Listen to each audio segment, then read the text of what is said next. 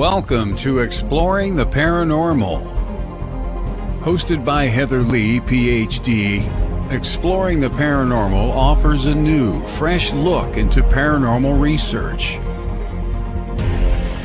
Join Heather as she discusses some of the many haunted locations worldwide, discusses why these locations are haunted, hear from paranormal researchers about their personal experiences at these locations. Additionally, Heather takes a journey into the science behind the paranormal, discussing topics such as thermodynamics and the Heisenberg principle and how they both affect paranormal activity. Now, your host of Exploring the Paranormal, Dr. Heather Leigh.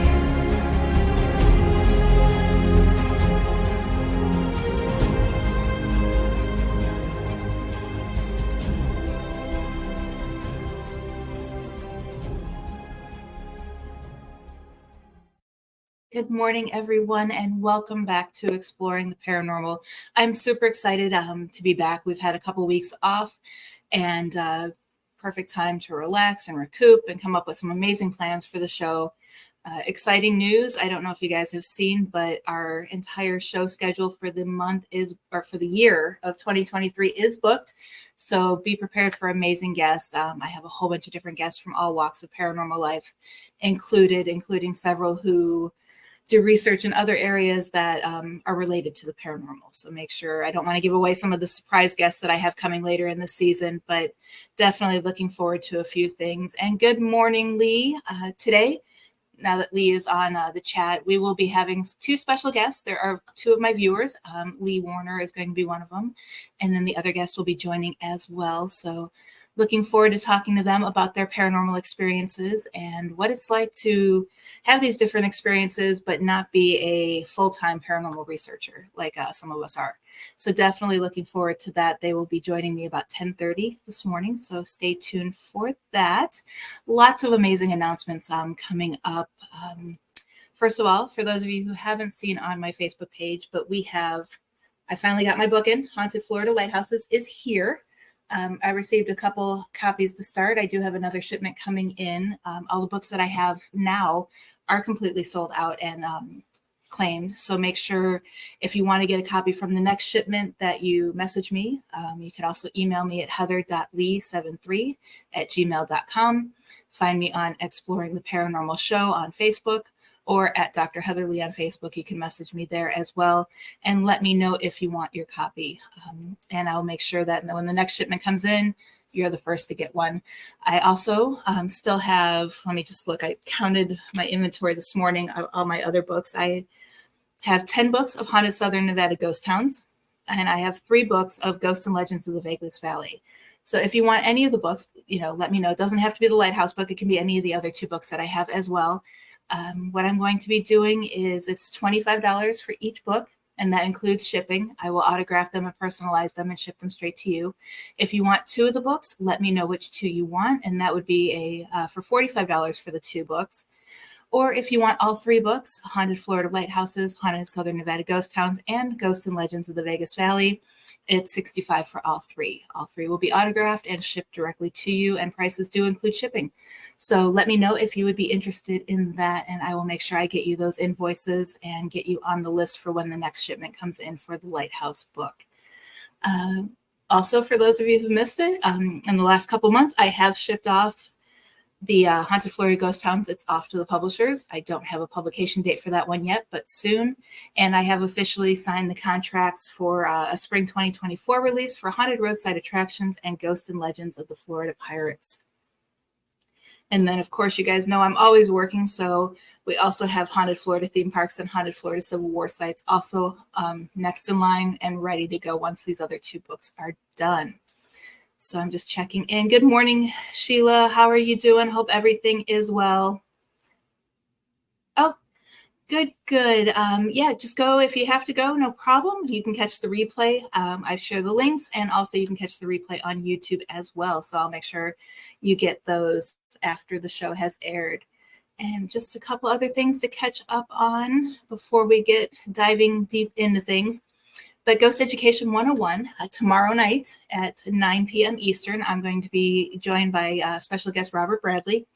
He will be presenting a presentation. He does amazing work in this area, science and the paranormal, and how we can use the scientific method for paranormal research. So that is always a great presentation, and Robert is always a great guest. Of course, you have Real Haunts, Ghost Towns, and Real Haunts 3 is available on Prime, and you can also get it on Tubi for free. Don't forget, if you haven't checked it out, Ghost Adventures Lake of Death is on Max and Discovery Plus. And then Joe Frankie and I return Thursday night, and we have special guest Jeff Schlachter, who will be joining us for just an overall conversation on paranormal. We're going to be discussing different types of equipment, how to use them, analyzing. Jeff is great at analyzing audio and video. So make sure you have your questions for that. And that will start at 10 p.m. Eastern, 9 p.m. Central. And for those of you who were able to join Passport to the Paranormal last week, you got a special treat. We had so much conversation going on. We actually lasted for 3 hours. Not something we're going to do every week because I sure had trouble getting up Friday morning. But yeah, definitely. It's always a good conversation, and we love to joke around and have fun. Also, Patreon, I wanted to show you guys, I mentioned last time I was live with you guys that I wanted to show you something. But on Patreon, I have different levels, starting at $5, $25, and $50. They include behind the scenes looks, advance notice of shows and events. I also, at certain levels, you can get free shamanic life coaching from me and all of that type of stuff. And if you attend any of the events that I'm going to be going to, I am offering free gifts for if you're a Patreon supporter of mine.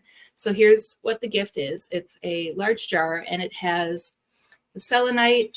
This is blessed sea salt, a blessed sea salt mixture, Palo Santo, cascarilla, sage, and then there is a quartz crystal here in the bottom. So these will be given if you are a Patreon supporter and you attend one of the events. You'll get a cute little gift as a thank you for coming by and seeing me at the event, and also for being a Patreon supporter. A few more announcements. Make sure that your calendars are marked and that you have registered. TMCC Epic courses are now available to register online. I am teaching 2 classes this fall. September 25th from 6 to 9.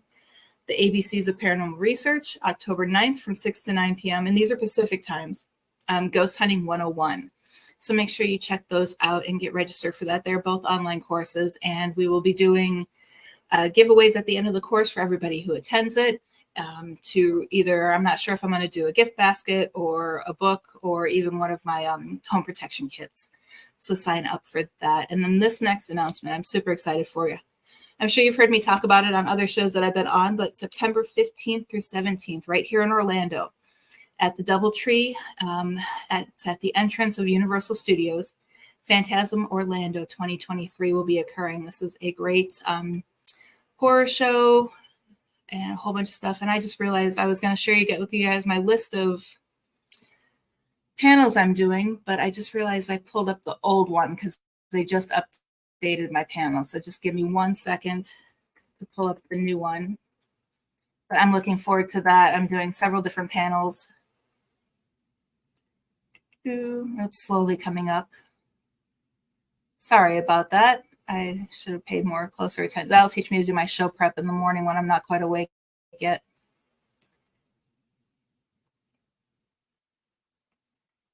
There it is. Okay, so we have on Friday night, and it just froze. Okay, so just give me 1 second while that pops up. But Phantasm, you're going to have a whole bunch of different horror guests are going to be there. And I know like Nick Bender, who's a special effects artist, is going to be there. And they are doing a paranormal track this year. They did one last year, but it wasn't as big as it is this year. So I will be there Friday, Saturday, and Sunday with a booth where you can come get an autographed copies of my books. If you're not a Patreon supporter, I will have those home protection kits as well as a whole bunch of other things that you can purchase. I'm putting together their the little the home protection jars that I've talked about. I'm putting together some kits where you can make those and a whole bunch of other things. So Friday, I am going to be talking about the history of witches and witchcraft and horror story origins. I'm going to be doing that one with my son. We're going to be talking about different horror stories and how they influenced the movies. So basically like the Philip experiment. You guys hear me talk about that all the time. That's going to be one of the topics that we talk about, and how it influenced the quiet ones. And I know there's several others that we're going to be talking about. On Saturday, I have herbal magic in the paranormal. That's where I'm going to kind of demonstrate the different types of herbal magic you can use and how to make spell jars and home protection jars. 1 p.m., Haunted Florida Lighthouses, based on the book. 5 p.m., a presentation I'm doing with Joe Frankie, to Ouija or not to Ouija. And then at 7 p.m., we have all of our paranormal guests joining for a paranormal Q&A panel discussion. Then Sunday, in the last day of the event, I have Behind the Shadows, where we're going to be talking about the Hat Man, Shadow People, and Men in Black. 1 p.m., another paranormal Q&A with all of the paranormal guests. And then at 3 p.m., my son and I are going to be returning back to the stage to do a presentation on legends of historic and modern day vampires. So we will be talking about that as well. So that will be a fun weekend. Super looking forward to doing that and excited for that. Good morning, Mike. How are you doing? Haven't talked to you in a while. I hope all is well. Okay, so I think I covered everything that I wanted to talk about. Just making sure that I've got everything covered, and yep, it looks like I've got all of that. So we are good. I've covered everything that I need to cover. So you guys know I'm always open to talk about any type of topics or anything that you guys want to talk about. My guests today are actual viewers of the show, so that is going to be fun and exciting.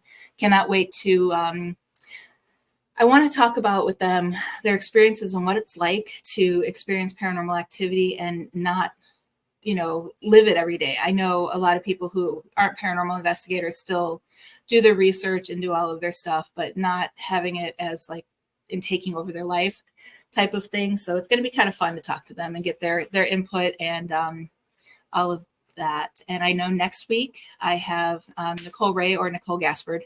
She is a psychic medium who's been on the show before. She's looking forward to coming back to talk about a few different things, including some of her upcoming books and upcoming projects that she has. So that is always fun. I love chatting with Nicole. She's a sweet girl and definitely full of a lot of information and personal experiences that she can share with us as well.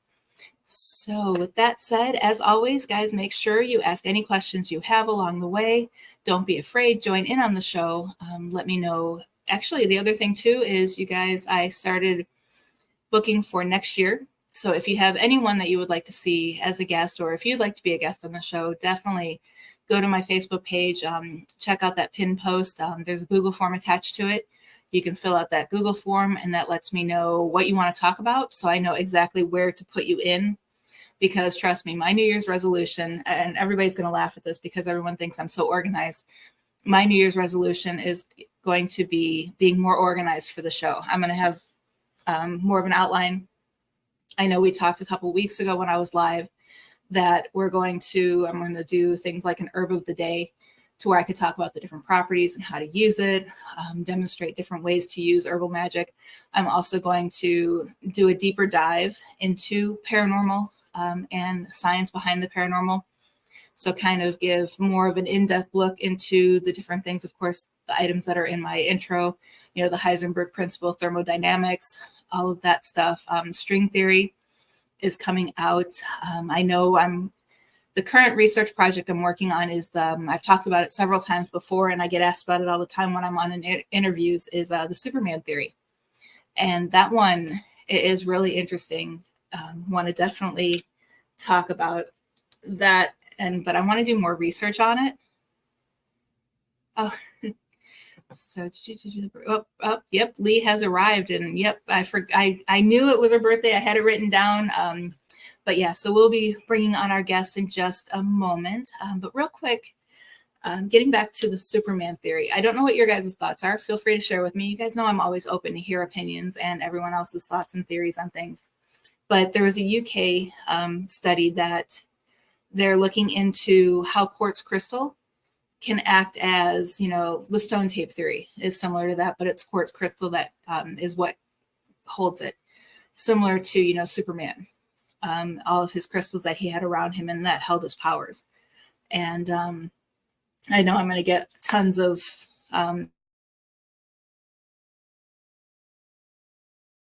that, because Superman forever. So superhero lore wrong, sorry.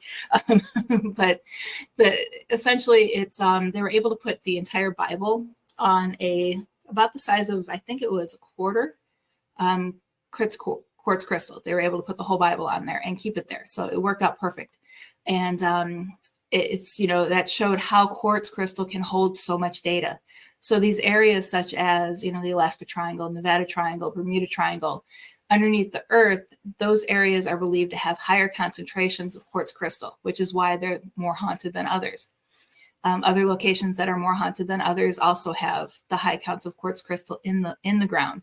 So these act as recordings. So it's kind of one of those things that these areas may be more active, but it could be just residual hauntings. So that's all stuff that I want to start researching, but I need to get a bigger house with a room that I can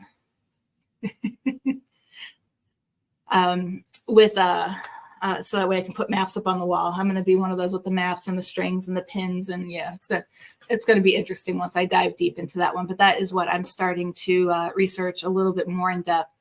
Trying to think of some other projects I'm working on. I am working on a couple different ebooks that I want to do. I do have one book that is done. I'm just finishing up the editing process of that. And it is 13 things that ghost hunting has taught me about network marketing. I have been in network marketing for more than 20 years on and off, and paranormal investigating longer than that. And I've kind of taken what I've learned from one and put it into another. And I think it turned out to be a great book. And I've had several friends who are still in network marketing go through it and love it. That's going to be a lot of fun. And I'm hoping, keep your fingers crossed, that I'm able to finish the editing process this week, and maybe I can get that out before October. So I'll let you guys know if that does come out. But then if you guys have any topics that you want to see either on ebook or even on any of my shows, let me know. I'm always looking forward to that. I know Ghost Education 101, we are going to be flip-flopping from a presentation, panel discussion, and then special guest. So we're going to be going through that rotation.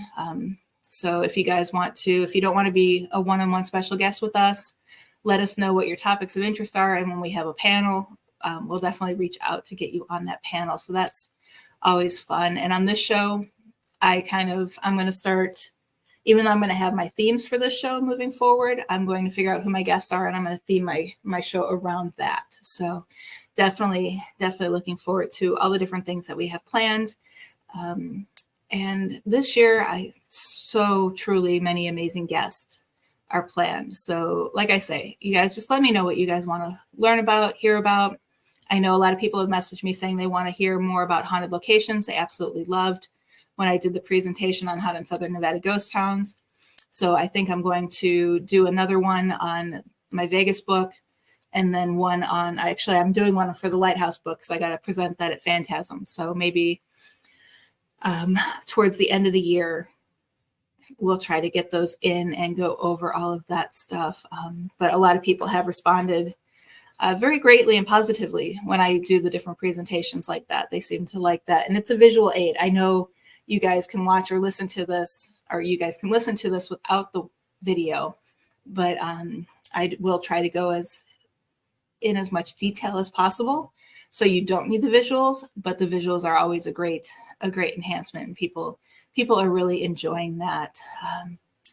So I'm looking at the time real quick, and I know our other guest wasn't going to be coming on until 10:30, but we're going to take a quick commercial break since I am ahead of schedule today, and then we will get started. And as soon as the other guest shows up, we will bring them on. So guys, enjoy this quick commercial break, and we'll see you in just a few moments.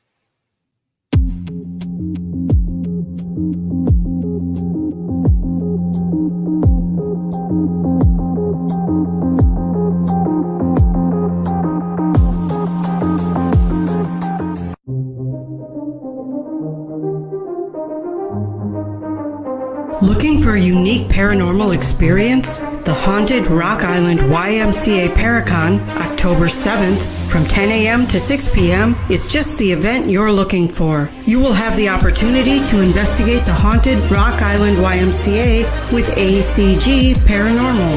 Visit with over 60 paranormal and metaphysical vendors from 8 or more states. And pre-order your t-shirts at dvinar@aol.com. Visit a psychic gallery reading, mediums, tea leaf reading, animal communication, dream interpretation, aura reading, tarot and oracle card readings, or get a Reiki healing. See a demonstration of the Estes method by Carly Bird. Presentations by Nick Simons and Aaron G. Thompson of 28 Days Haunted, Greg Bakken from Ghostbox Radio, and headliner Rick Hayes, along with many folks you'll see on Paraflix. Be sure to like and follow our sponsors: Paraflix, WLTK DB Talk Radio LLC, Studio 6 Productions, Unturned Pages, and Ocean Eye Crystals. General admission is only $5, and all proceeds go directly to the Haunted Rock Island YMCA. For more information on the Haunted Rock Island YMCA Paracon and vendors, look for them on Facebook under Events.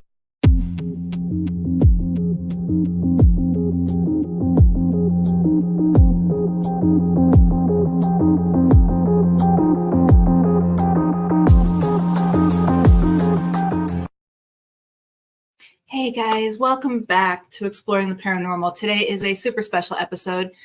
Instead of going with all of these people who've been researching the paranormal for 30, 50, 60 plus years, trust me, there are some of us out there who have been researching it that long. We are taking a shift, and we are actually welcoming two guests who watch the show regularly to come on the show to discuss their different paranormal experiences. I know one guest is already backstage and the other one will be here soon. But rather than have you guys continue listening to me babble on about whatever's running through my mind, trust me, my mind goes 100 miles an hour, so I can be on one topic, flip-flop to another topic. You know, it's like, oh, hey, squirrel. But I'm going to welcome Leigh to the show before I continue babbling on any further. So Leigh, welcome to the show. How are you doing? I'm good. Hi. Can you hear me? Good.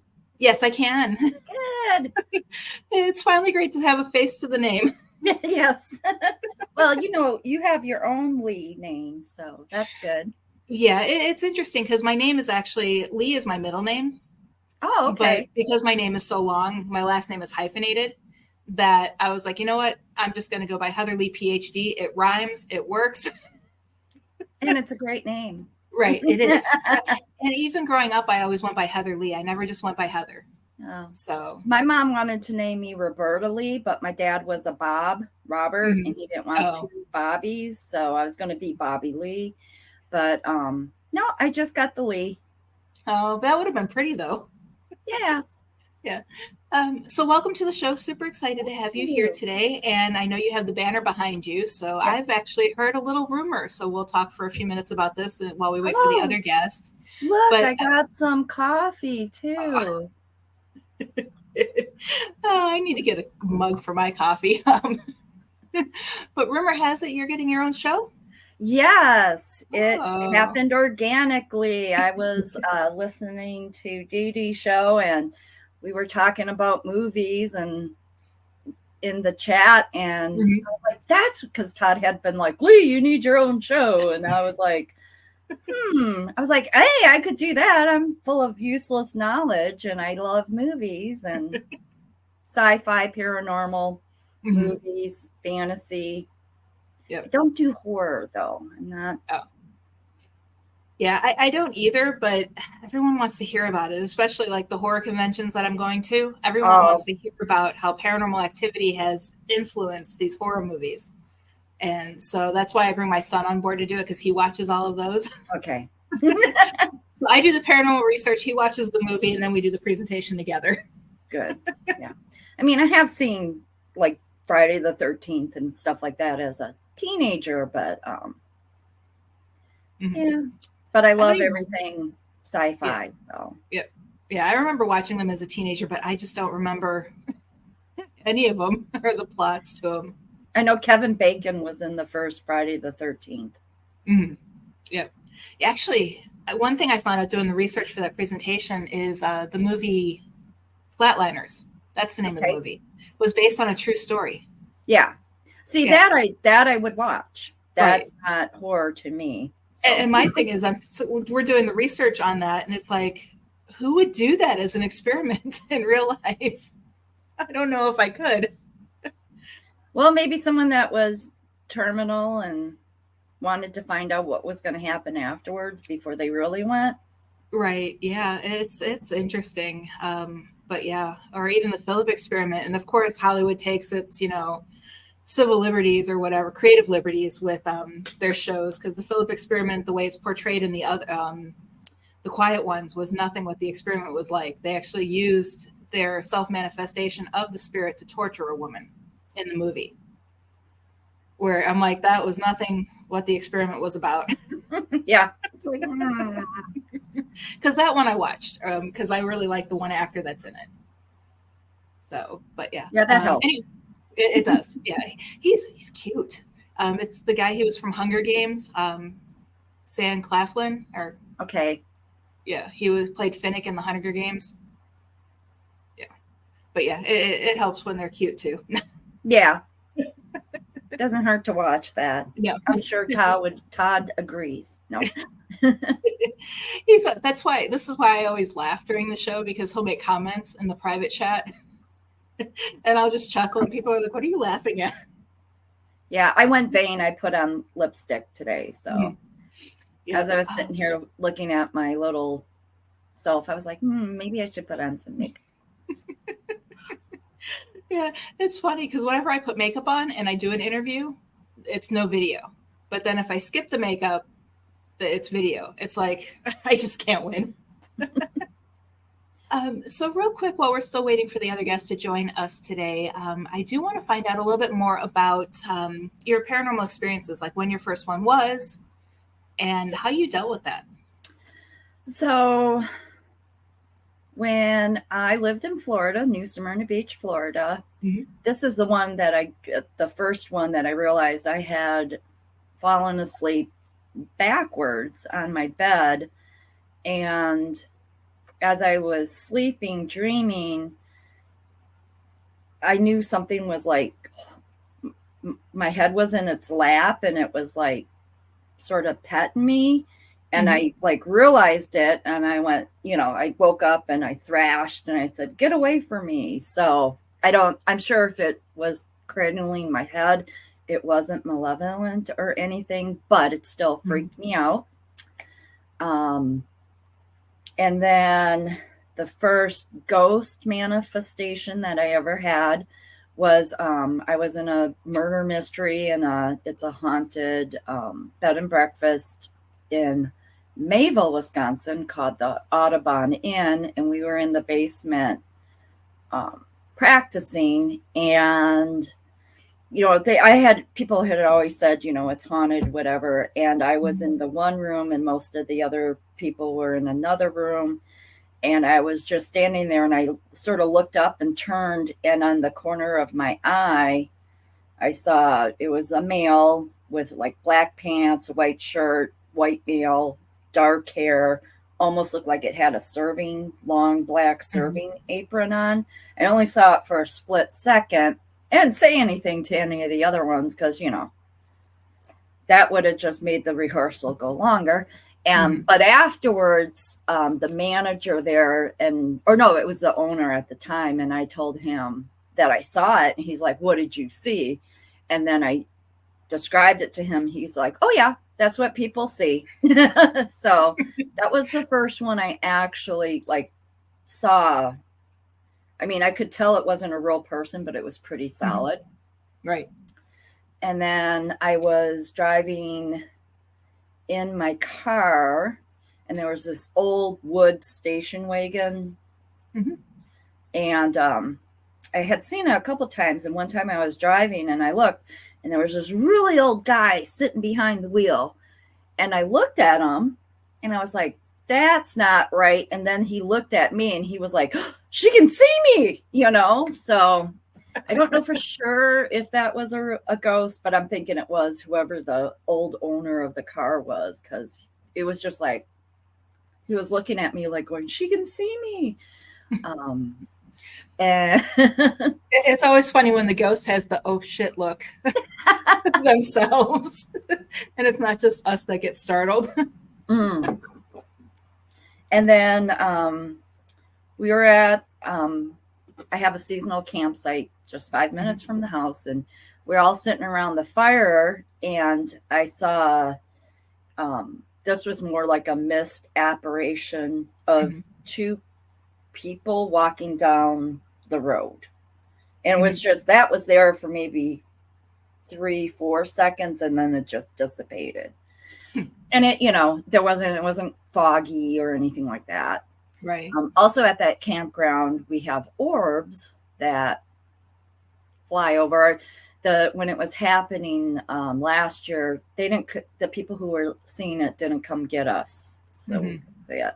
But so that happens at that campsite. And then there's been several times where like I've heard my name called out when I was sleeping, and like my friend's mom passed that morning, and I heard someone yell, "Leigh!" I was like, I woke up. And what else was I thinking? I think that's it. I'm just gonna say, I'm sure I'll trigger your memory on some things as we continue on. I do have stuff that disappears all the time in my house. Yeah. But you know, Right. I blame that. Yeah. So when I was really young, I smushed a bunch of mushrooms in a circle. I call it fairy circle. Right. But I didn't know it at the time. And as soon as I did it, I felt really bad, like I did something wrong. I'm like talking, I was 3 years old. So I think it's the fairies getting back at me for doing that, even though I do put out shinies for them and honey and stuff, which I think I learned from your show or one of your guests. So I can. Yeah, I wish I could remember who it was, but I know the show exactly. Yeah. That we talked about that on. But yeah, real quick, I do also want to, Todd mentioned that our other guest is backstage. So Todd, can you bring her on? Hello. Hey there. How are you doing? Just fine. It's a delightful 7:30 in the morning here in California. Oh. That's the problem I have with morning shows. I can't get too many people from Pacific time on my show. Yeah, we just need someone from Mountain Time Zone and we'd be in. I know. Oh, there we go. Exactly. So welcome to the show. Super excited. Glad to put a face to the name. I know you and I've talked on the phone a couple times, or that one time, and we chatted back and forth via text. We were just kind of chit-chatting about some of Leigh's experiences with the paranormal. Do you mind sharing any of yours that you've had, including maybe the first one that you had? Well, I was just, 5 a.m. and I'm lying there thinking, okay, where's my lipstick? Do I have enough makeup? And what was my first paranormal experience? I think I recall, okay, I grew up in Colorado, but I was born and was out here in California until I was about 8, fourth grade. We moved at that point.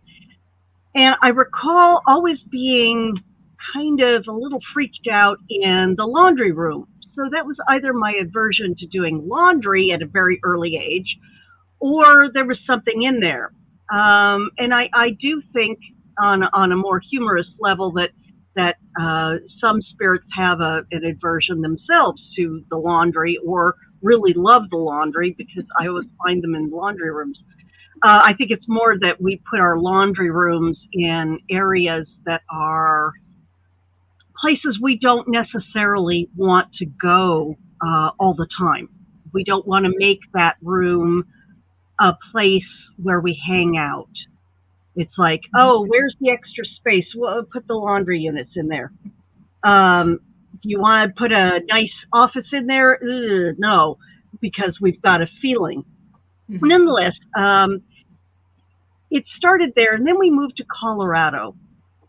And about then, I'm in a whole new culture, which had its own problems, but we were part of the Southwest. Now, I was in middle Colorado, in the eastern side of the Rockies, but that area was Zuni, territory. It was touched on the plains cultures. It touched on the very northern parts of Hopi and Navajo territory, and of course, what used to be called Anasazi, we're now knowing is the ancient pre-Puebloan people. Mm-hmm. And so there's a lot of tradition and a lot of spiritualism there that if you're coming in without understanding of the cultures, you pick up on, and you're not sure what you're touching. And for me, that became, ooh, there's something here. There's something here. So I just opened myself up. Well, I'm 9 years old. So I'm going, ooh, what am I feeling? Ooh, let me go down to the library and look up what few books there are on anything paranormal. And that's when I realized there was something under the stairs. Now, when I deal with things that I have run into in the paranormal, and I'm not an investigator. I've gone on one investigative trip onto the Hornet, and if you want to meet nice spirits, go to the Hornet, USS Hornet. They're lovely. They'll host you. It's like, come on board. Well, we're fun. We're the nice guys. Go Navy. So I'm definitely not an investigator, but this really felt creepy. And it was under the stairs, and I feel these things. I don't see them. When I was waiting in the backstage, I was hearing you, Leigh, say, Leigh? Okay, hi. That you saw something, and I don't generally see things. What I get are these feelings that lead into something that's on the periphery, but not something that I see. But I could feel this thing, and it was down these stairs to the middle of this ranch-style house that was sitting on a very, very steep hill. And I just hated to go down into the basement. And of course, on the right-hand side was the laundry room. We used it for storage because you could go from the laundry room through that space under the stairs into a little utility room, like a little closet. I hated that space. I could feel it. And I could feel that whatever was down there could reach up through the bones of the house. And I remember the first couple of nights that I had a room to myself, my own very own room. It was so neat because it was like, ooh, I'm going to get to have my own bedroom. My sister's over there. She's not going to bother me anymore. And I was lying there looking at the closet, and the closet began to breathe. Was it my imagination?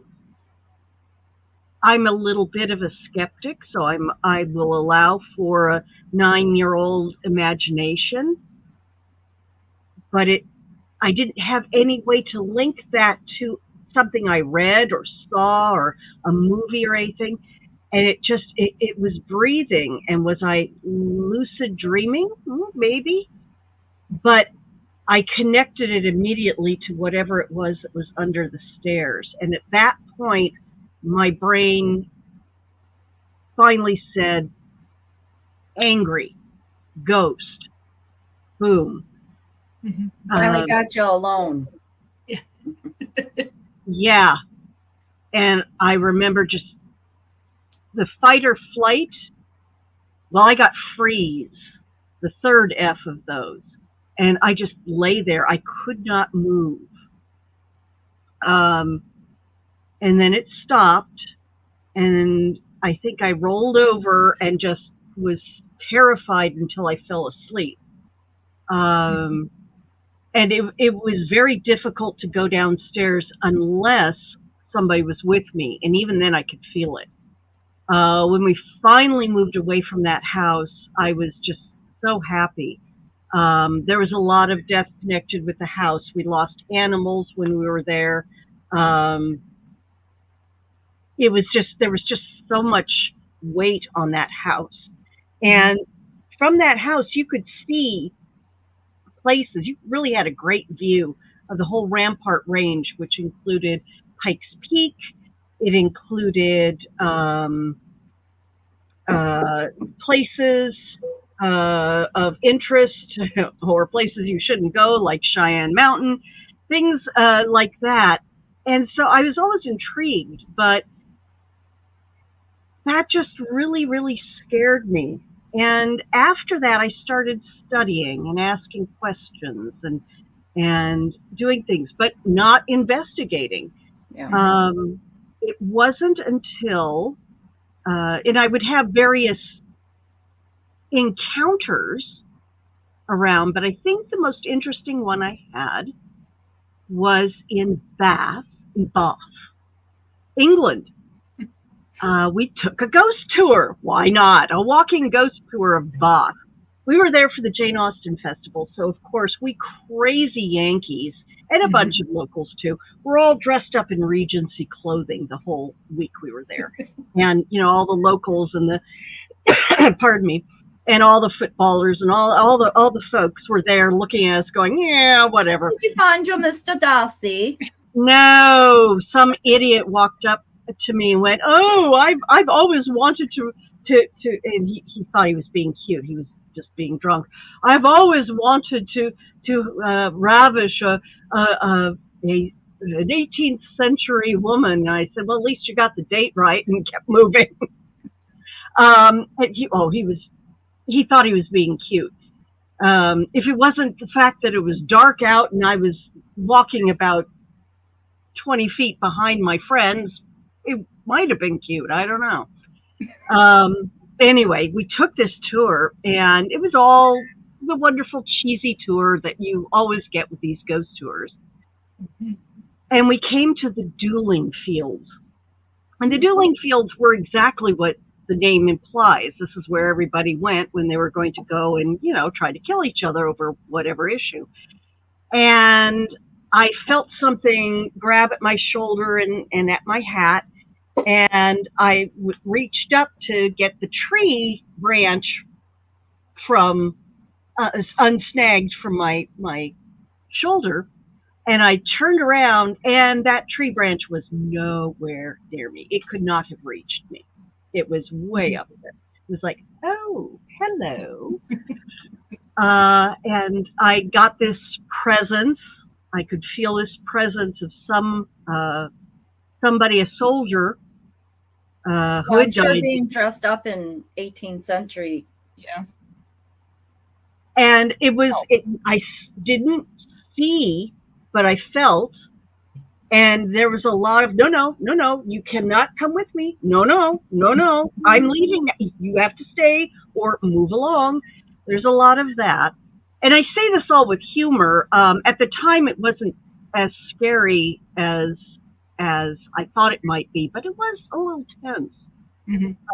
I know that after a visit to a cemetery here over in Oakland, something came home with me, and I had that happened to me too. Yeah. I had to sit down on my bed, which has a straight view to my front door that goes out onto a driveway and down to the street. And my door was slightly ajar. My cat was sitting next to me, looking at me like, "What did you bring home?" And I was like, "Oh, no." And I was very, very tense. And I said, "All right, whoever is here, I didn't invite you here.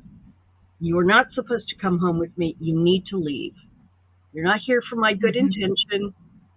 You may have come here with good intent, but no, you need to go. You need to move on.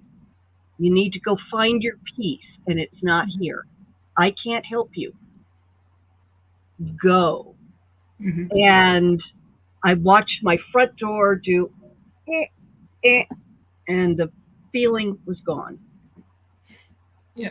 Yeah. It's funny that you mentioned the haunted laundry rooms, because I always discover that bathrooms are haunted. Yeah, that would utterly freak me out. No, I gotta have my business, you know? Yep, I've discovered all of that stuff, but yeah. So yeah, I know Leigh, you had commented that you had experienced something following you home from a cemetery too. I wanted to touch back on that as well. So we're in Waupun, Wisconsin. It's known in Wisconsin as the city of statues because there's a whole bunch of bronze statues. So we were up, friends were visiting, and we were up touring all the different statues. And then there's a big angel in a cemetery reading the Book of Life. And I was walking around, and there was two just marked mother, father. I was just like, oh, it was somber. Always going to a cemetery is somber. But when we came home, I was asleep. And as I was sleeping, my mind told me, close your mouth. It's getting in through your mouth.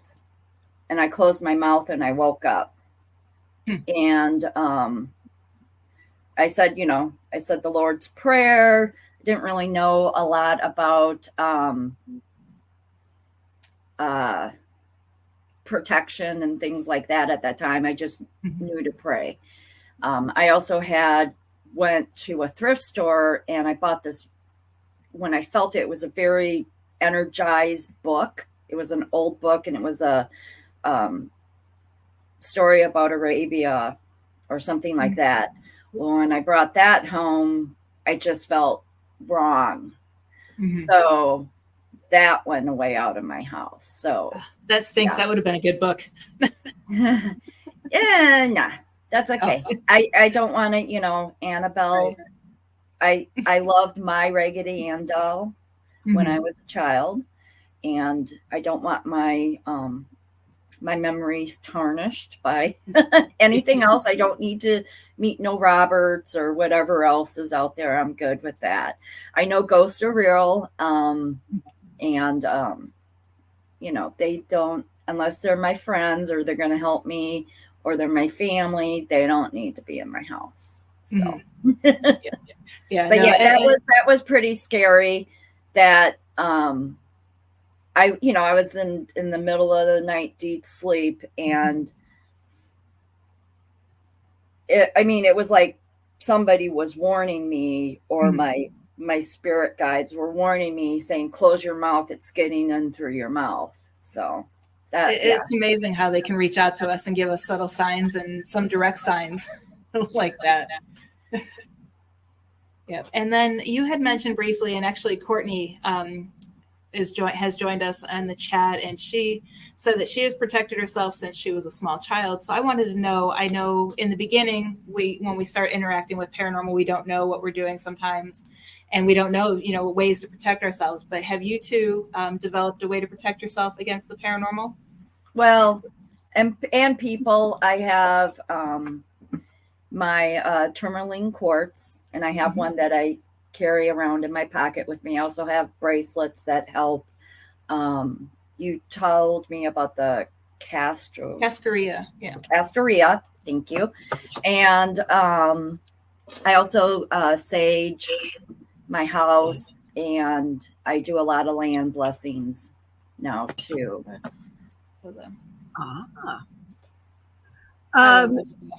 A lot of my studies went towards, and people that I've met went towards Mongolia, Buryatia, the Ulchi people, and so I learned some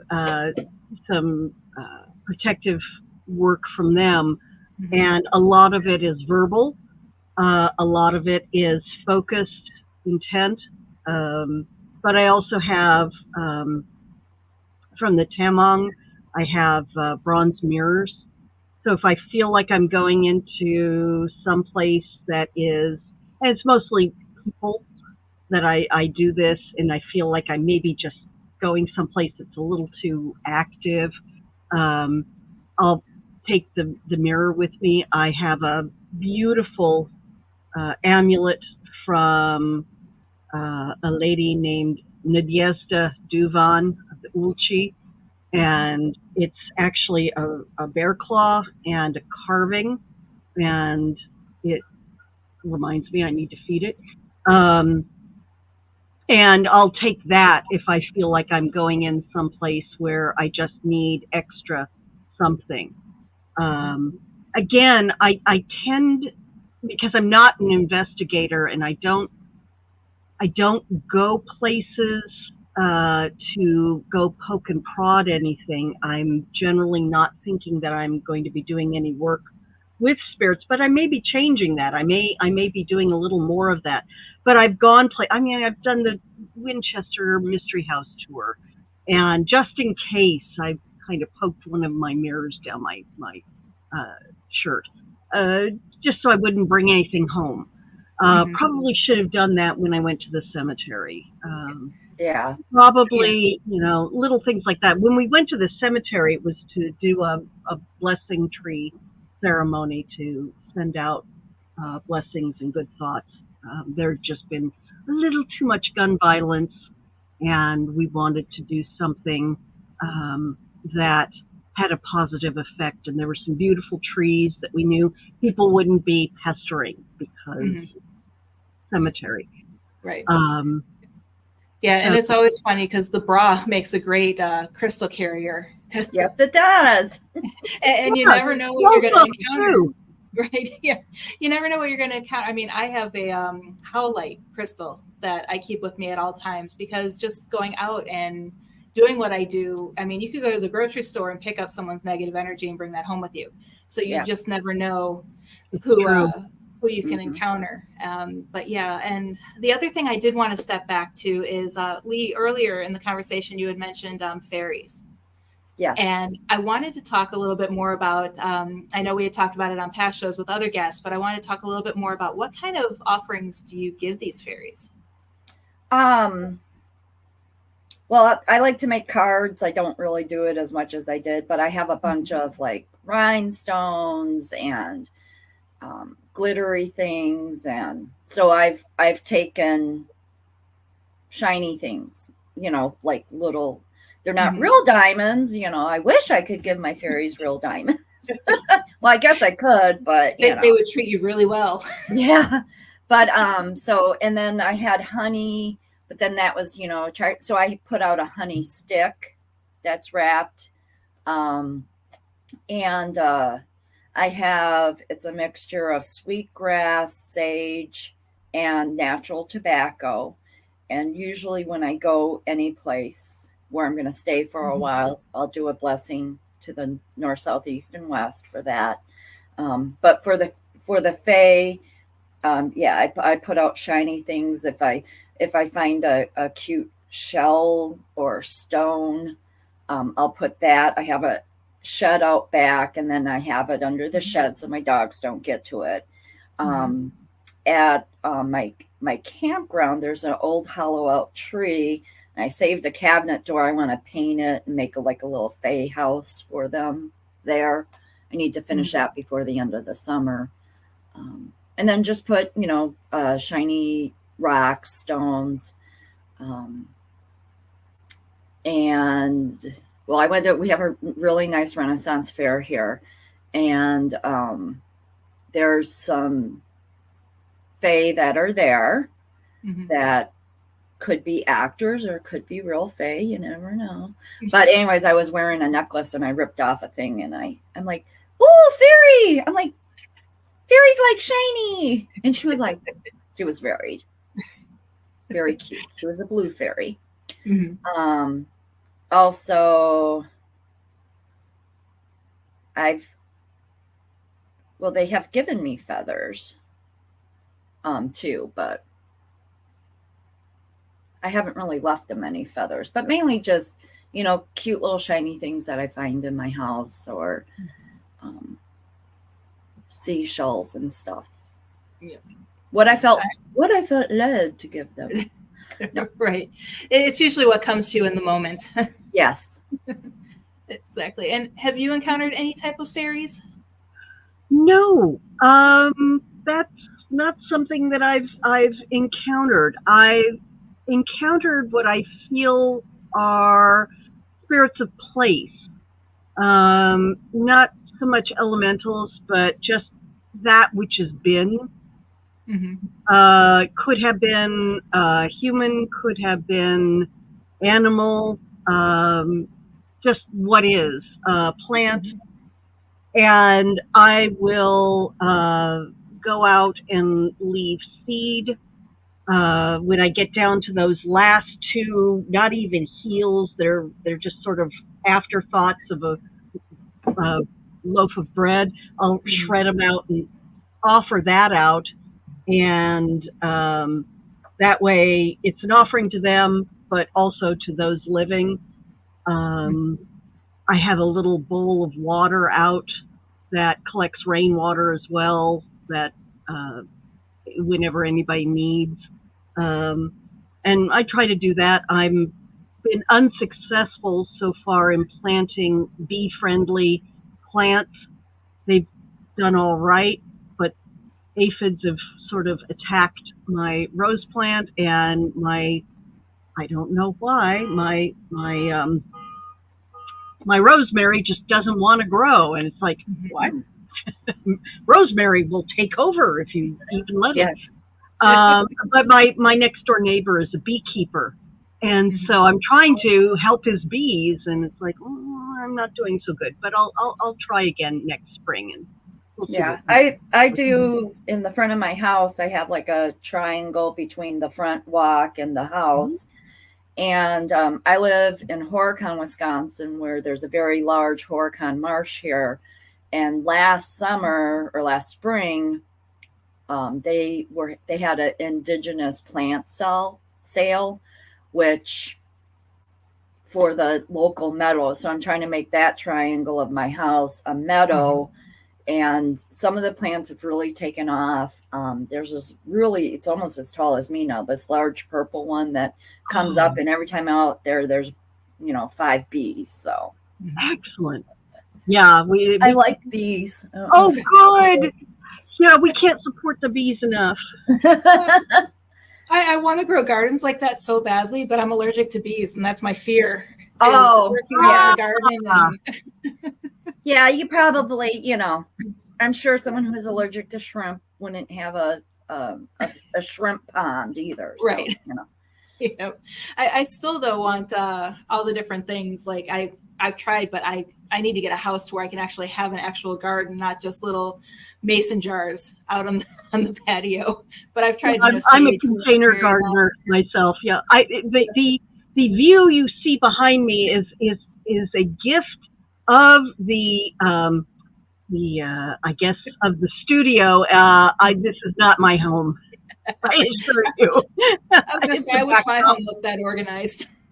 I wish it looked that clean. No. I live in an apartment. Yeah, we have. It's a pretty townhouse, and we have trees lining behind us, but it's still not conducive to being able to grow because we really can't plant gardens without having to put them in jars or something. Yeah. I love Courtney. Courtney says, "Clean isn't real." True. Yep. Well, I do appreciate you guys joining me. I do have a couple more questions. I'm just scrolling through the chat real quick. I know we had gotten a little bit on the topic of fairies, but I kind of want to dive into the topic of cryptids. Okay, I don't know if any of you guys have encountered any, or if you have any thoughts on that. Lee's all excited about it. I want to meet a chupacabra. Oh, now I can see I'm like, how come I can't see Courtney? Now I can see Courtney. Hi, Courtney. So I've always believed in Bigfoot. I've never experienced him or her, but I've always believed in it. When I heard my name called out, my friend's mom passed. She is Bad River Obijua. And at her celebration of life, they gave out tobacco to do a blessing. And my sister's husband's family had land on the Chippewa River, and she was Chippewa Indian. And so I took the tobacco up there on the first day. without really knowing anything of what I was doing, I had built a fire and, like I said, the Lord's Prayer, and then I did a blessing to the north and the south and the east and the west, and I burnt the tobacco, and I said a prayer for Gail on the river, and it was nice and peaceful. And there was 2 cabins, and I was staying in the back cabin, and when I was walking to the back cabin, there was an eagle feather almost perfectly erect right in the middle of the path. Mm-hmm. And now I've realized that that was probably the Sabi Bigfoot had gifted me that because I was doing a blessing to the land. Mm-hmm. That's pretty cool. Yeah. I love it when they give gifts back. Yeah. Yeah, that's right. And that's the eagle feather is what I do my saging with. So, mm-hmm. Yep. Cool. And any thoughts from you? I have not encountered any cryptids, save one, and I'm not even sure what it was. I am not sure. I'm a open-minded skeptic regarding Bigfoot, Yeti. A lot of people I've talked to and been learning from and becoming friends with are very big on the Yeti. It's part of their culture. It's part of their spirituality. I've not encountered. There are so many incidents of people saying, "Oh yeah, it was," and no. But sometimes people jump on it, and you're kind of wondering what are they smoking. Then again, you have something like what Leigh was saying. Here is a genuine encounter, and she has reasons, and you look at that and you go, okay, I understand what you're saying. So I'm open-minded about it. I remain willing to look at everything on a case-by-case basis. Same goes with paranormal research, but I digress. The one cryptid I ran into, I was driving up Highway 1 just because. I hadn't done it before. I was coming up from San Luis Obispo to San Francisco. I wanted to drive Highway 1. I was starting to get a little woozy because, yes, it does this all the way up. It's beautiful, but I wanted to pull over and either try to get some Dramamine or try to take a breather.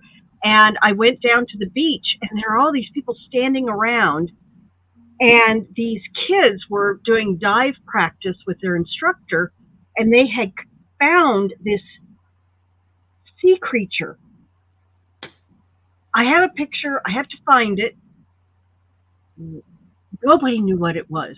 It was not an eel, but it was an eel. It had kind of chewed up flippers, but it wasn't an eel, but it was an eel, but it was too big, but we couldn't figure out what the heck it was. Naturally, one understands that this planet is still throwing surprises at us. Mm-hmm. Yeah.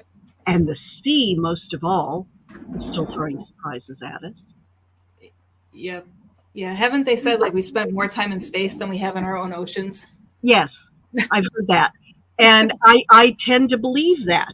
Mm-hmm. And for me, that was a cryptid with no legend behind it. Nobody was able to figure out what it was. So there was my one mysterious creature. Right. But otherwise, I haven't run into it. But again, I try to keep open-minded about it because there are too many good anecdotes where you hear something solid, and then there's too many bozos trying to get a TV show. Yeah. Yeah. And I think there's so, especially, you know, with the Sabe, there are so many honest people who have gotten like PTSD or it's changed their life where, you know, they were just out camping and, you know, they had this terrible experience, or it was terrible for them, but it really wasn't, you know, nothing really bad happened, or they saw it crossing the road and, you know, we're taught that this isn't a real thing. And then you see something that's real that you didn't expect to see.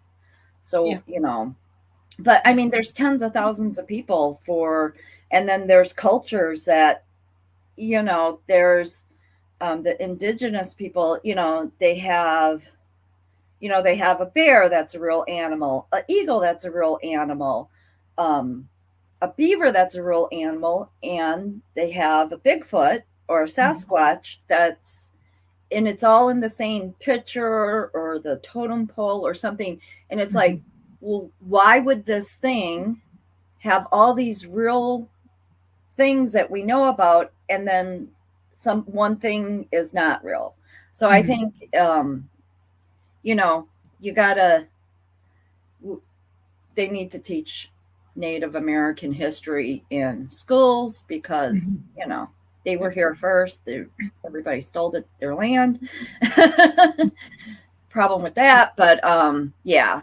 And they have so much knowledge. And just because it wasn't written down, it was oral history, you know, it's still the same story. And nowadays, I mean, there's just, everybody has a blobby picture of a Sasquatch, but there's so many people that, you know, they're doctors, they're lawyers, they're CEOs, they're mom and their kids, these honest people are reporting seeing this. And I mean, it's not just like 10 people a year, you're talking thousands of people a year.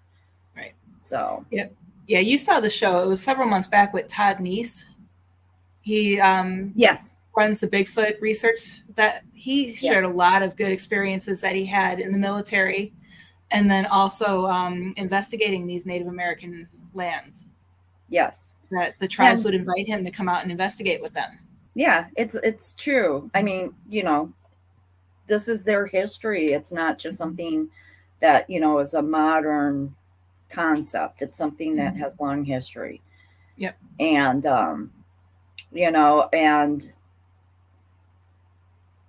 we won't even go into the government knows about it, you know, and what they're doing. That's a whole nother show, but we don't want to get the radio station banned from YouTube. Yeah, there you go. But, it's sort of interesting. The up in the Himalaya, the people up there, not everybody, but the people up there generally accept the Yeti as just, there it is. It's the Yeti. You've got bears, you've got Asian bears, you've got, I think it's a variety of black bear. Please don't hold me to that because I would like to look that up first. But the Yeti, yep, there it is. It's just understood. It's just part of their culture that's thousands of years old. So, and they have old paintings and old documents where there is a Yeti figure shown or referenced. And well, even in the Bigfoot is in the 16, I can never say that, chapel by Michelangelo. It's a huge picture, and on the very bottom in like a cave you can see Yetis. I don't know what's I'll have to look at that. I did not know that. Yeah, I didn't know that either. I'm gonna have to check that out. But it's similar to also if you look at Egyptian hieroglyphs. Yes. You have all these hieroglyphs with real things, and then all of a sudden there's a UFO. Or, you know, something that we think of today as a UFO or unexplainable or alien looking. You know, it's like, what did they have to gain? You know, I always say that every story comes from some type of personal experience. Yeah. Like the ones that look like the helicopter, it's like they have no frame of reference. Why would they have these hieroglyphs that have that. And but we have to be careful that we're not also indulging in a little speculation and a little pareidolia. Pareidolia? Yes. Yeah. That we're not Pareidolia. looking at something and sort of saying, oh, that's what it is, because it may have been something that to their eye was a scarab in flight or something else. Mhm. We have to approach it critically. Right. Yep. You know, for the longest time, they were saying that down in Nazca that the figure of the man on the hill was the astronaut. Well, no, it turns out it's the fisherman. And they were able to show how it was actually a fisherman, and it was a sort of a cultural style of drawing a person and that kind of thing. But for the longest time, it was the fisherman, and there was also the Mayan. I think it's Mayan, and he is crouched, and he's supposed to be in an exact. Van Daniken did some serious damage. Looking like he's in a capsule or Yes. a control. With a helmet on. Yet, yeah, and yet if you just turn it ever so slightly, you realize that he's in a different position, really. He's doing something else. So it's a matter of perspective, and that doesn't mean that it isn't, but we have to be super careful and super critical to what we're looking at, because if we look at it with our modern minds, like you said, we may see something that we go, well, what else could they be looking at? And it's a good question to ask. It's a very good question to ask. But are we doing it a disservice by looking at it through our lens, or are we doing it a service of saying, now that we're looking at it? So there's both sides of that argument. Yep. Yeah, things need to be looked at almost like going through and proving natural causes for paranormal activity. We need to start looking at things like the hieroglyphs and the petroglyphs and all of that, and try to find a natural explanation for what we see. You know? And accepting that, when you get down to it, the what was it that Sherlock Holmes was famous for saying was, not saying because he wasn't real, but the once you've eliminated everything, whatever's left, no matter how improbable, must be the answer. Occam's razor. And Occam's razor, yes. Yep. And before I forget, Christopher just reminded me, happy birthday, Leigh. I had it on my list of things to say, but I forgot. Yeah, I just saw it. I know when we planned the show, you're like, it's my birthday. That's my birthday. I'll be on your show. Oh, happy birthday. Thank you. Need balloons. Need streamers. Yeah, I wish I would have had I something. have I didn't even shoestrings. think of it this morning. Sorry, I was tie-dyeing, so I have a bunch of shoestrings. Courtney's saying happy birthday as well. But for those of you just joining the show, thank you for watching. I see Lori Downs is here. There were a couple others that tuned in. And Courtney, we all love you too. I Yes, appreciate we do. you being watching the show and commenting in the chat. Aww. Thanks, Todd.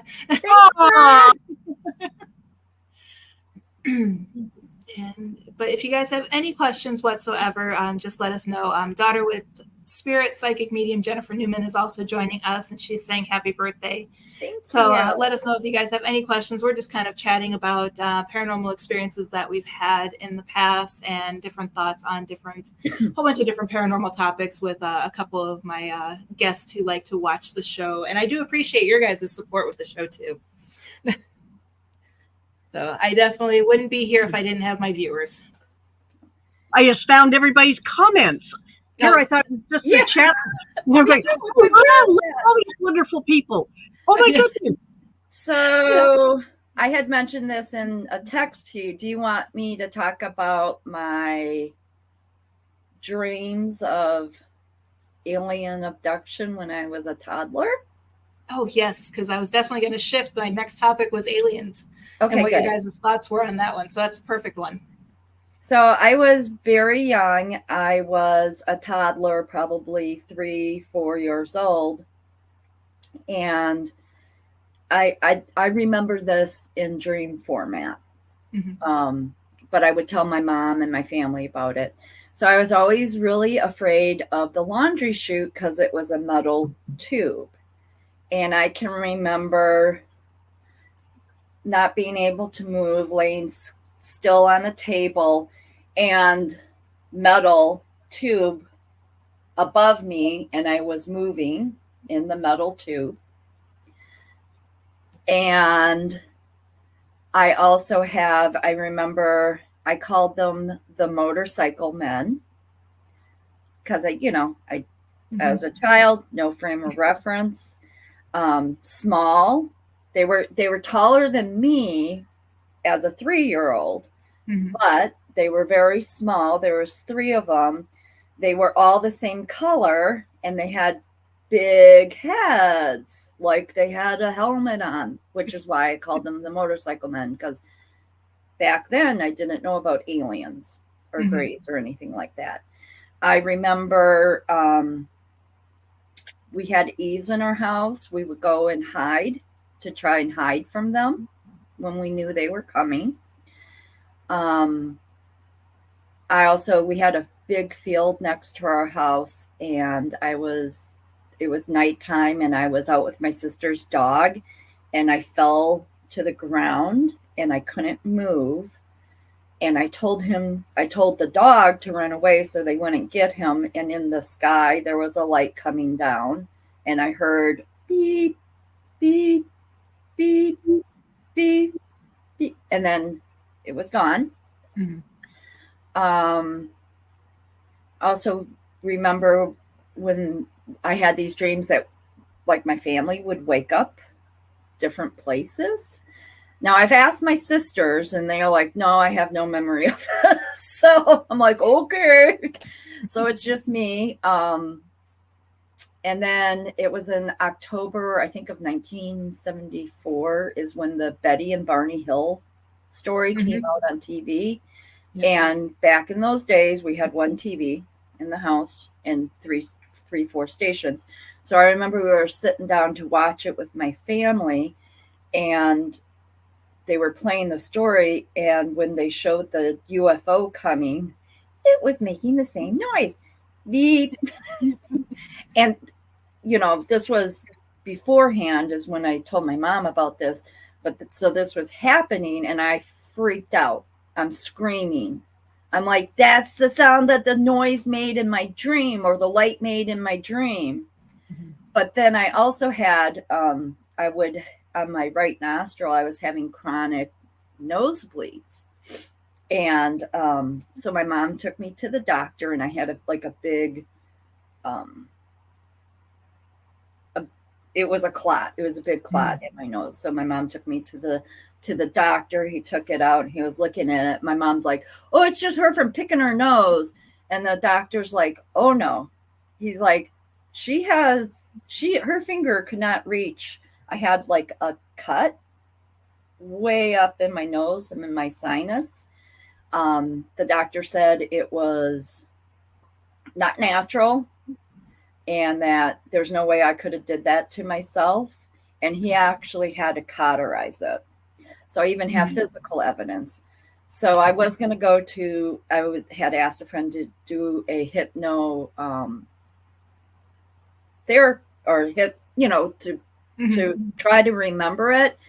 And when I was talking to them, they're like, well, it sounds like you remember a lot already. I said, yeah, but I remember it as dreams as a child. But they said, no, it sounds like you remember a lot already. And then I really thought about it. I was like, really, do I really want to know the details? Probably not. So, but when I was in 4th grade, when we moved from that house in Milwaukee, and I really don't have any memories after that of what, dreams of abduction. I do know when I was a teenager, I was outside looking at the stars, but really with my boyfriend. But I really was we were looking at the stars, and we saw what looks like a satellite just coming across. I was like, oh, look, there's a satellite. And we were both looking up. We both saw it. We were looking at it. It was going across. And all of a sudden, it sort of stopped. It went, bing, and disappeared. I was like, I don't think that's a satellite. Yeah. Courtney actually wants to know if you've ever had a head scan.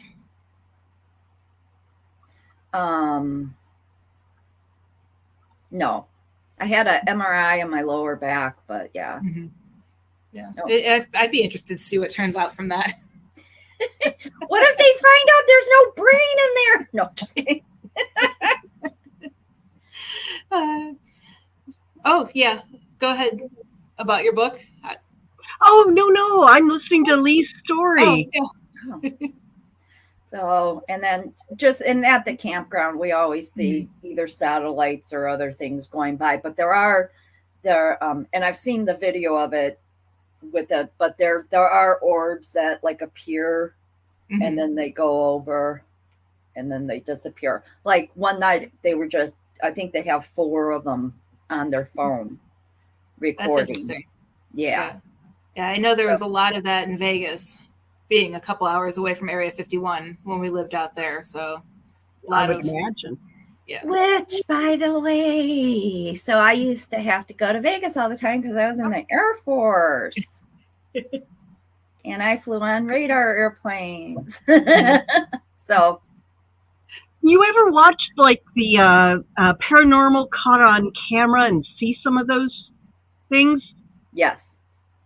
What do you think about some of the Some of them you can tell it's just totally fake. And I'm just like, oh, that's not even real.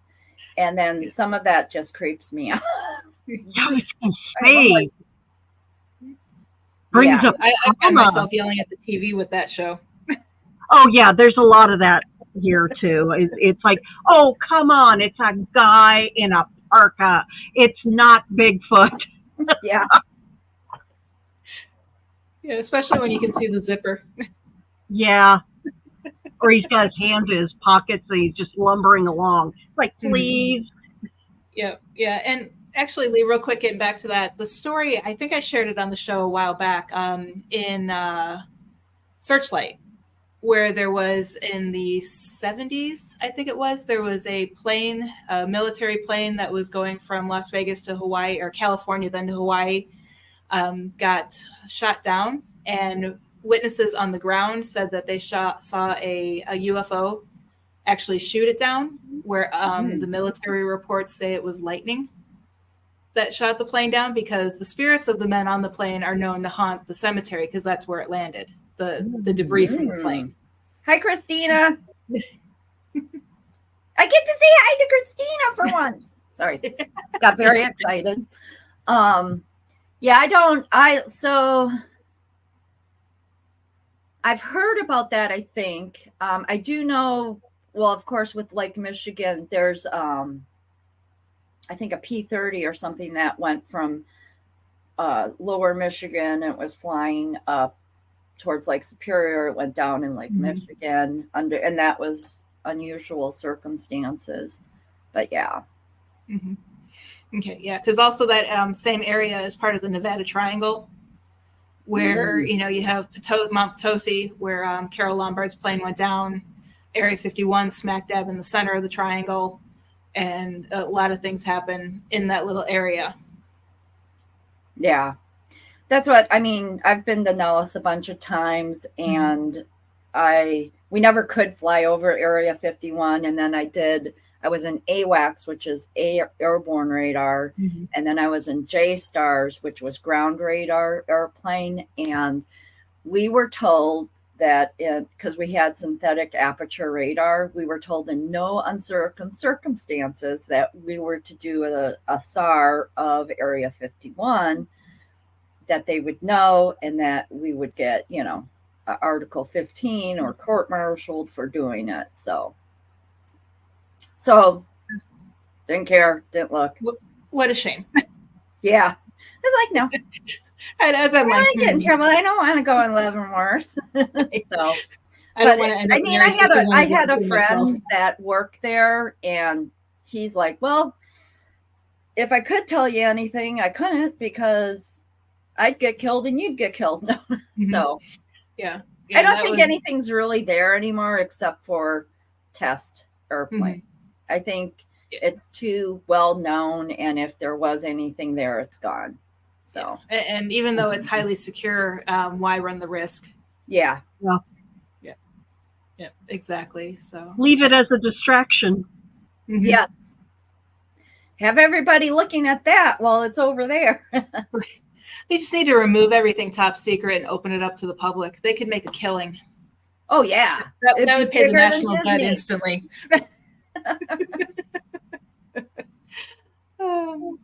Okay. And you had mentioned your book, which I actually still need to get, but you said the Anasazi ruins inspired it? Yeah.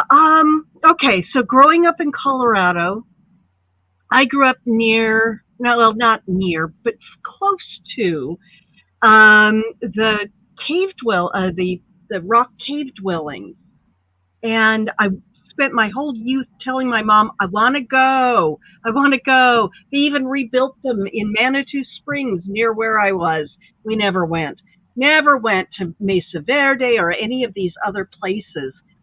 And all of a sudden I found myself in the middle of the pandemic with a massive case of writer's block and trying to get refocused, and I stumbled upon some old books and things of mine that I thought I had like thrown away and moved out here to California and lost and whatever else. And apparently they wanted to be found.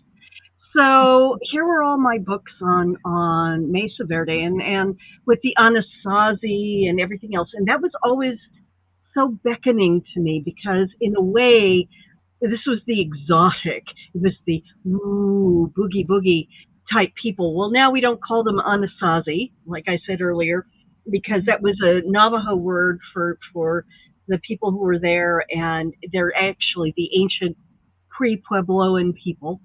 And we're learning more and more and more. They were the folks who were in the whole Four Corners area of Colorado, which is so beautiful. It's gorgeous, but no four corners, even though they all meet up there, each corner of Utah, Arizona, Colorado, and New Mexico, different. The minute you cross the border, the landscape starts to change. Maybe the closest are New Mexico and Arizona. And it is a little Tony Hillerman country. And so I started doing my research, and I started learning more and more and more and more and more. And the more I learned, the more I wanted to write about something that came even before those people, because I felt a little uncomfortable about creating, if you will, an antagonist from people that I didn't know, that became people that I don't know very well. And I didn't want to grab their culture and go, here, it's mine, I'm going to write about it. And I didn't want to do that. I wanted to speak to something beyond that. So when I wrote The Skin Thief, yes, that's the name of the book. Oh, here. I don't know if you can see it. There it is. Hold it up a little bit higher. There you go. Okay. There we go. Ooh. Yes, it got awards. It got awards over here. I get cool. Put stickers on it. It's almost like being a kid and going, where do I put the sticker? When I was writing that, I needed someone who was not connected, someone very disconnected. But being able to do all that research, I found out what little we know about the people who lived in the ruins. And, well, they weren't ruins at the time. Yeah, I was just going to say that. They weren't ruins at the time. They were ruins at the time. They were very beautiful, very gorgeous buildings. In Chaco Canyon, down into New Mexico, these were apartment buildings. They were vast and they were incredibly well created. And we don't even understand all the details behind their religious beliefs. Why they abandoned each place, we still don't know why. But where I was focused is a place that people don't know about because it's fairly new. It's now a national park, national monument. And it is, it's in the Four Corners region, Colorado, and it doesn't include Mesa Verde, but it's up along that highway, by the way, that used to be Highway 666. Yes, the haunted highway. Yes, I researched that thoroughly. And that road leads up from Gallup, New Mexico, wiggles its way, doesn't wiggle sometimes, goes really straight for a long, long time, creating sort of a hypnotic effect, up, crosses the Colorado border, goes up through this national monument and over into Utah, makes a little turn at the top. And this national monument has more archaeological sites per square foot than anywhere else in the United States. And we're only just now getting to look at it. And some of it is just beautiful, just gorgeous, but we don't know a lot about it because it's new. And it's like, ooh, here we go. The people could have abandoned due to effects of climate change or shortage of water. Yeah, shortage of water, food issues. Other people kind of getting into their act, too many people arriving and going, oh, we like this, let's move in, and too many people affecting the area. Warfare could have been a problem. Rival factions. We all know you get more than 10 people in a room and suddenly you start splitting up into us versus them. It's a human thing. There it is. You may have lived there in a past life, if you believe in that. I wonder. It's very possible. I've always been drawn there. Mesa Verde in and of itself is fascinating, but the ruins are a focus of the book, and so a lot of it is set there in an old town. And believe me, the Four Corners region is actually a lovely place. Friendly people, terrific. Cortez, near Cortez, Colorado. It's worth driving through there, but if for no other reason, coming up from Gallup, gorgeous. That's that Tony Hillerman location where you just see, and it's Navajo land, so be respectful. And Hopi land, don't go there in jeans and a t-shirt. If you're going to go onto their land, you have to have permission. Check it out with, I think, the National Park Service, or at least go online. They ask that if you are going to go and visit and observe some of the things that are going on, please dress appropriately and act appropriately. They have some rules. It's appreciated if you follow the rules. So, and I would recommend that if you go anywhere on this planet, check out where you're going and see if the local culture says thou shalt and thou shalt not. And spent over 3 years of my life in Saudi Arabia. Yeah. I understand that. Former Air Force girl, I understand. Yep. Ulabaya. Don't go off base without your best male friend. Exactly. Or 10. And preferably. Yes. So, but I touch on some of the culture, but I kind of did a little bit of a duck and a dodge so that I didn't appropriate culture, but I hope that here in this thriller, that I touched on a few things that might whet somebody's appetite to get them to want to go and learn more. And that's my hope. Hold up that book again. Oh. It is called, whoops, let's see if I can do I was that. going to say it's disappearing in the background. I think okay, there we go. If I put my nose on it, it's called The Skin Thief. There you go. It's available on everything. Except audiobook. I haven't gotten the audiobook. I have to work on that. I have to find somebody to narrate it. But that'll be interesting. Todd has a great voice. Oh, Christina has a good voice too.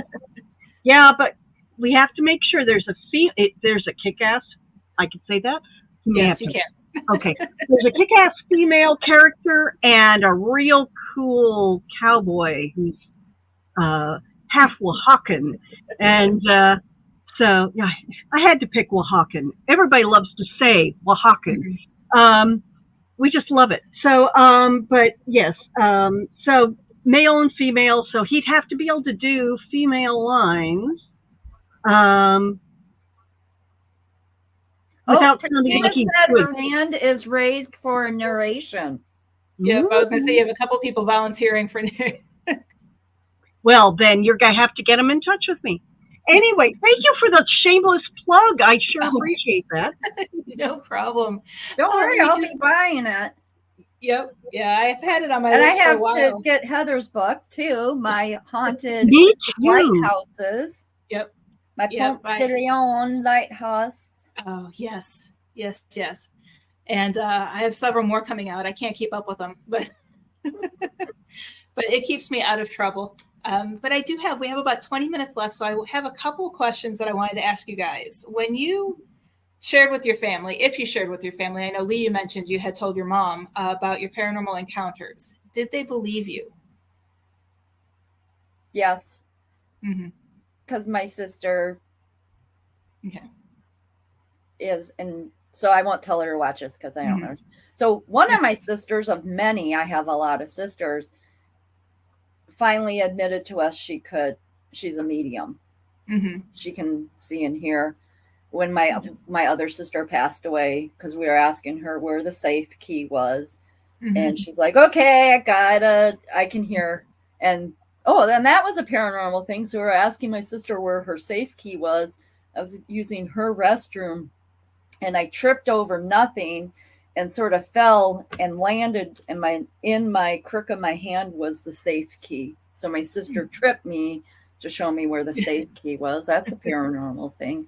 But definitely no problems. And with the family, I think all of us have a little bit of Irish. We all got some Irish, Scottish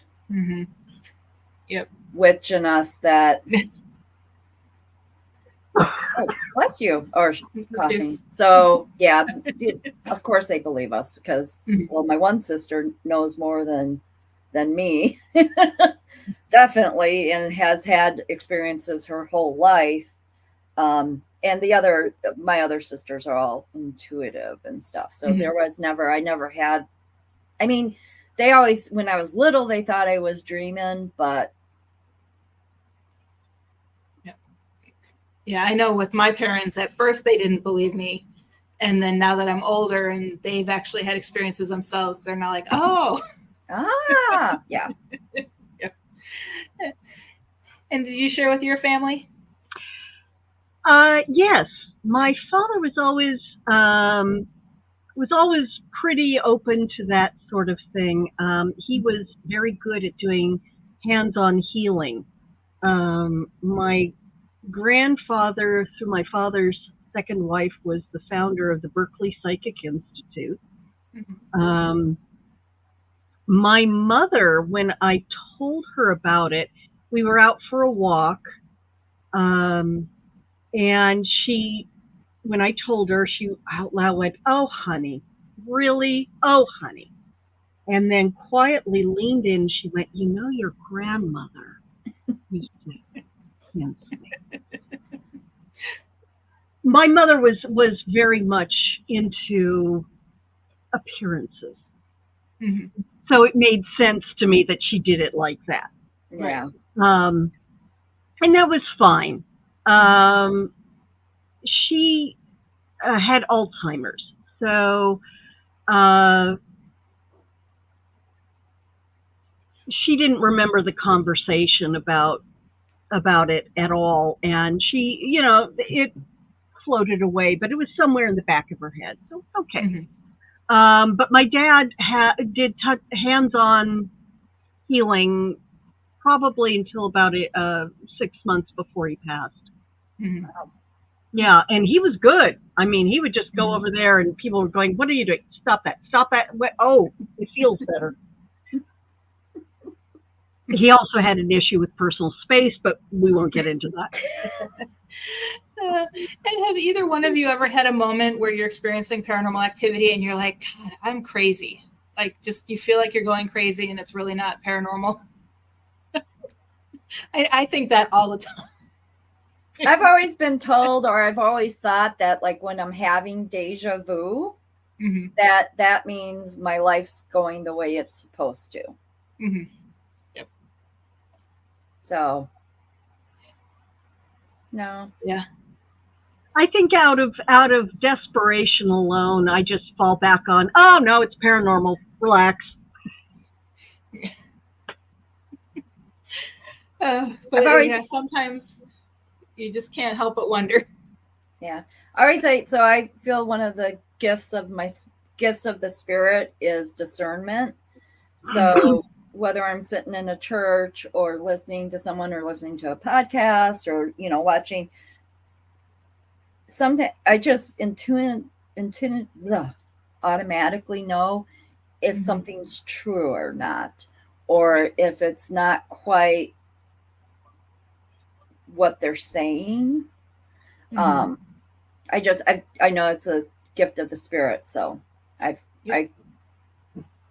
know I have that. So yeah. Okay, and then my last question is: are you guys more believers now than you were when you had your first experiences? I know you were young when you had your first experiences, but I know some people. I've interviewed people who've become more skeptical the more they've learned about paranormal activity, but then others dive deep and become more of a believer as they get older. Personally, yes, definitely. Well, of course, when I was real young, I had no idea what was going on. Mm-hmm. But yes, definitely opening up more on purpose. So. Mm-hmm. I think I have to agree with Leigh. I think that in gaining knowledge, I feel more solid. I don't know if I believe more, but I'm more confident in what I believe. Yeah. And I feel that I'm better equipped to look at a situation and approach it from sort of a more mature, I hate to use that word for myself because not mature, but I feel like I'm better equipped to analyze a situation and, to sit and yell at the TV on those shows and go, who are you fooling? That kind of thing. Exactly. Yeah, I can't even watch those shows. I'm just like, yeah, you just got to remember it's for entertainment only. I was sitting in a restaurant with my sister and we were talking about paranormal and something really hard poked me in my side. I just sort of looked down like, don't touch me again. But, and in those shows, they'd be like, woo, and then run out of the room. Did you hear that? Wait. I heard them say, and it's like I'll back it up on the thing and go, nope, didn't hear it. Yeah, I close when they're doing the when they're replaying, I'll close my eyes so I don't see the clue word. Yes. See if I can really hear whatever they think it's saying. Yep. Yeah, I actually close my eyes when I listen to like some of the shows you know, you can tell that they're actors. And some of them, like Dead Files. Mm-hmm. I love that show. Oh, yes. Yes, they might do a little editing to get what Steve finds and what Amy comes up with to match a little bit more. But, you know, I believe it's true. Mm-hmm. I know, you know, what she's experiencing is real. I also like Kindred Spirits. And Yes. they do a lot of investigation type stuff. So, Mm-hmm. Yep. Yeah. some of them I'm just like, why am I watching this? I get a kick out of Ghost Brothers because they're just having too much fun. Mm-hmm. Whether they're finding anything or not is almost beside the point. You're just watching them and they're having fun. Old ghost hunters, I was good with. New ghost hunters, the latest stuff, they're filling an hour slot with whatever they can find. And I don't know what they're finding, and I've stopped watching because it's the same old, same old. Did you hear that? No. Courtney, I'm with you. I like Ancient Aliens too. Mm-hmm. Yep. I haven't watched They're going on tour. Did you see that? Yeah. I'm like, they're coming to Tampa. I want to try to get over there and see that. You know, I saw that with Courtney. Yes, you are right. It's they go in and they kick off the spirits, and that's the big thing I have with a lot of these shows. The adventures people. Oh my God! They go in and they do nothing but provoke. And they go in and they do all this. And it's like, okay, we found your spirits. They're pissed off. We found them. We got our footage. You're welcome. Yep. No, you're supposed to solve the problem. Be respectful. And then they don't understand why they're having health issues afterwards. That was the thing that the original Ghost Hunters, I thought, were doing pretty correctly. They were at least polite. Mm-hmm. Well, Paranormal State, he was really investigating and trying to, and he got really sick, like real sick. Yeah. Grant Wilson, when he did his little offshoot on A&E, they were really focused on solving problems. And I think that because they solved problems and the poltergeist didn't turn out to be a demon, and the poltergeist and this turned out to be somebody's mom and not some horrible, awful creature from the Black Lagoon. Yeah, they just didn't get the ratings. Also, A&E wasn't really promoting it. Yeah. And so he only got a couple of seasons and also got a little weird at the end. But they didn't get enough time to build up some momentum with marketing and everything else, the business side.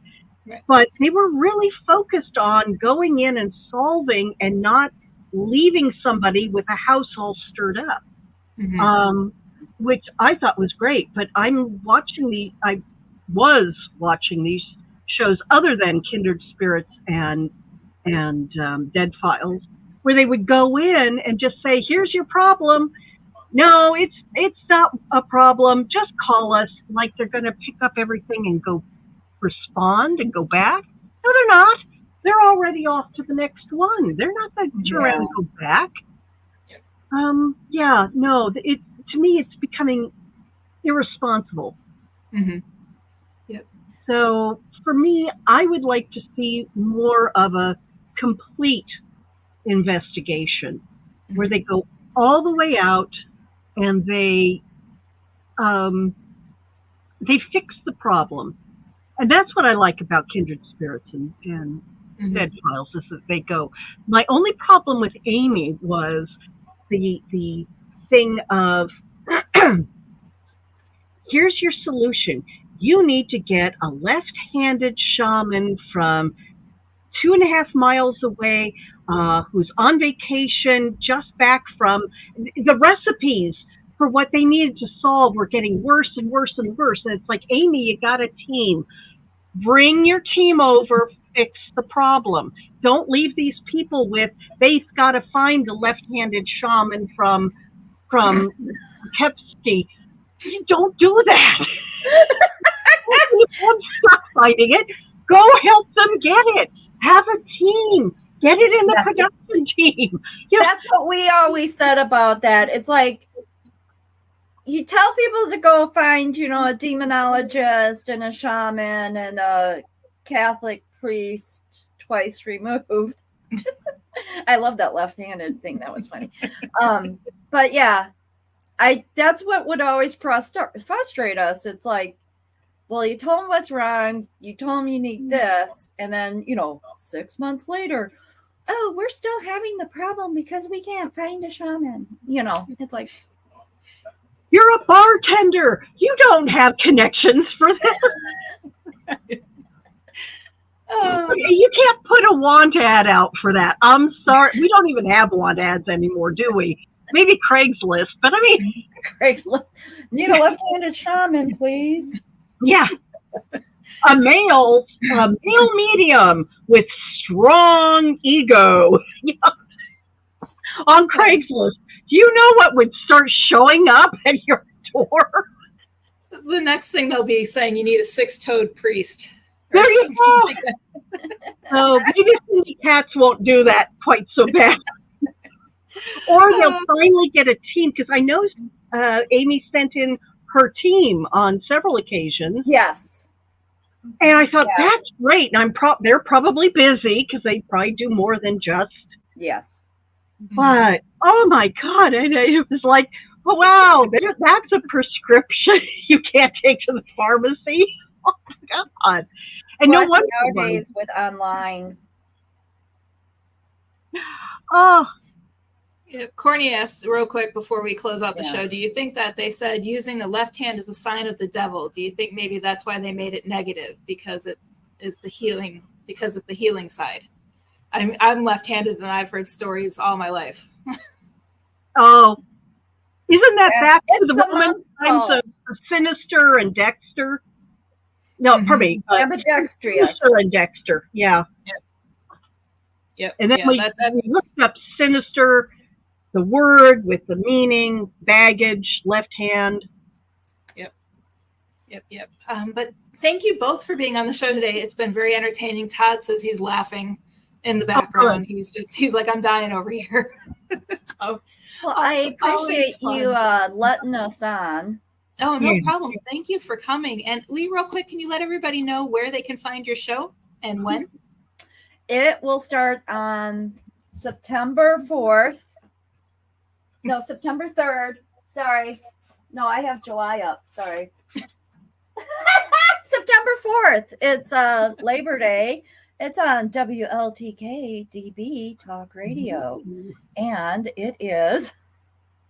we will be reviewing sci-fi movies, fantasy movies, and TV shows, paranormal, like we were sort of just doing now, talking about. And I'll have a guest on each week, and we'll pre-announce what movie we're going to review. My first guest will be Mr. Todd Bates. That will be a fun show. He's a great guest. Yes, he is. And we will be reviewing The Others. Nicole Kidman. Yep. We know why Todd's watching that one. No. Because it's a good show. And it's on at 7 p.m. Right, Todd? Central Time? 7 p.m. on Mondays. Okay. Central Time Zone. That would be 8 p.m. Eastern. No. Yep. 8 p.m. Eastern, 7 p.m. Central. Yep, I was right. Okay. 6 p.m. Mountain and 5 p.m. Pacific. Yes. Yep. Exactly. And then on Mountain Time, that would be 3 p.m. No. Good. I've had guests who it would be don't show up for the show because they think it's their time. I did that once. He was in Egypt, And I told him, and I told him 7 p.m. Eastern for a different show I was hosting. And he messaged me in the afternoon, I'm ready. And I'm like, okay. So I did I just recorded it and got it over with. Because I didn't want to make him to have to come back on. But anyway, and your website is, if I can read it correctly, MacArthur.com. And Yep. That's where they can get your book? Well, you could go there, or you could just hop onto Amazon, Draft to Digital, Smashwords, Barnes and Noble, pretty much anywhere. There should be on my website a QR code that you could just scan, and it should take you into a page called Books to Read, and you can click on wherever you want to pick it up, and I'd love it. And here's my shameless plug one more time. And thank you for letting me come on and play. It's very nice meeting you too, and lovely meeting you, Dr. Leigh, in person. Or I know. It's Yeah. perfect, and I can't wait to catch your show. happy birthday, Leigh. Yes. Thank you. And Dr. Leigh, I'm hoping that you will be a guest. So pick out your favorite sci-fi, fantasy, paranormal movie, and we can review it. I will definitely do that and get back to you. Would love to. And if you want to do Disney, we can do Disney too. No, because you're in Florida. I worked for Disney for 15 years almost. I'm Disneyed out. You know, what? So if I wouldn't have went in the Air Force, I was thinking about going and working at Disney. Yep. But I didn't. But the nice thing is, it's working there has given me a lot of stories for my next book. There you go. So, but thank you again, ladies, for joining me, and thank you everyone who is commenting and watching. If you're just catching the replay, wait a few moments. It'll start over on Facebook, or you can catch us on WLTK DB Talk Radio LLC's YouTube page, or any of my pages as well. So thank you again, and we'll see you next week on Exploring the Paranormal, and we have special guest Nicole Gasper joining us for that. So we'll see you guys next week. Bye, guys. Bye, y'all. The truth is here and now on WLTK DB Talk Radio at WLTKDB.com.